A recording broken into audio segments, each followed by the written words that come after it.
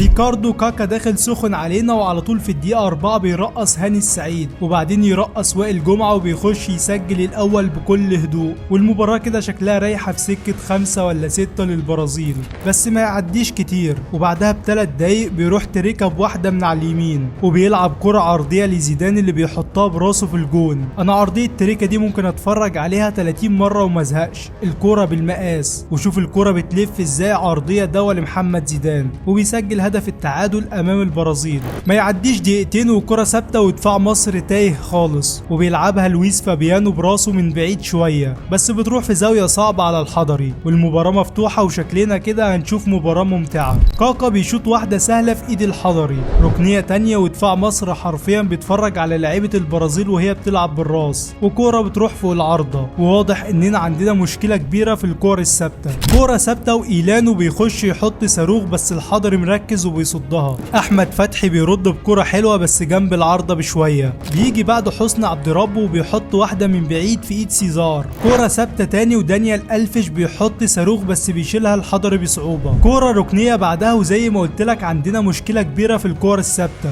علشان يجي الهدف الثالث للبرازيل. والبرازيل تقريبا كسبانة 3-1 في الشوط الاول بسبب الاخطاء الدفاعية. احمد حسن بيحط واحدة بعيدة عن الجون. مصر بترجع تاني، وسيد معوض بيعمل عرضية من بتوعه على راس حسني عبد ربه وبتيجي فوق العارضة، وبيخلص الشوط الاول 3-1 للبرازيل. ومش هقولك بيبدأ الشوط التاني لان المعلم حسن شحاتة كان ليه واقفة مع اللعيبة، حرفيا مسك التلاجة بين الشوطين ورزعها في الحيطة، وقال لهم انا مش جاي اشيل من البرازيل 5 ولا 6 وامشي، وعني في اللعيبة، وحرفيا خلاهم عاوزين ينزلوا الملعب ياكلوا لعيبة البرازيل، وما جاش في دماغهم بقى دول نجوم العالم ولا بتاع. وبعد الكلمتين دول تعالى اقول لك ايه اللي حصل في الشوط التاني. بيبدأ الشوط التاني وبينزل احمد عيد عبد الملك اللي غير كل حاجة في المباراة، وبيلعب العرضية الاولى وبيشيلها دفاع البرازيل. سيد معوض بيرجع تاني وبيرجع كرة لمحمد شوقي اللي بيثبتها وبيشوطها صاروخ في مرمى البرازيل، والنتيجة بترجع 3-2. وكان باين ان مصر نازلة مش بتهزر، حرفيا البرازيل بتسنتر لسه، راحت الكرة مقطوعة منهم وبتروح لتريكا اللي بيعدي الاول وبيفتح مساحة لنفسه، وبيلعبها لمحمد زيدان اللي بيشوط كرة مروحية في مرمى البرازيل، وبيرجع النتيجة 3-3. ومنتخب مصر حرفيا راكب المباراة من الشوط التاني.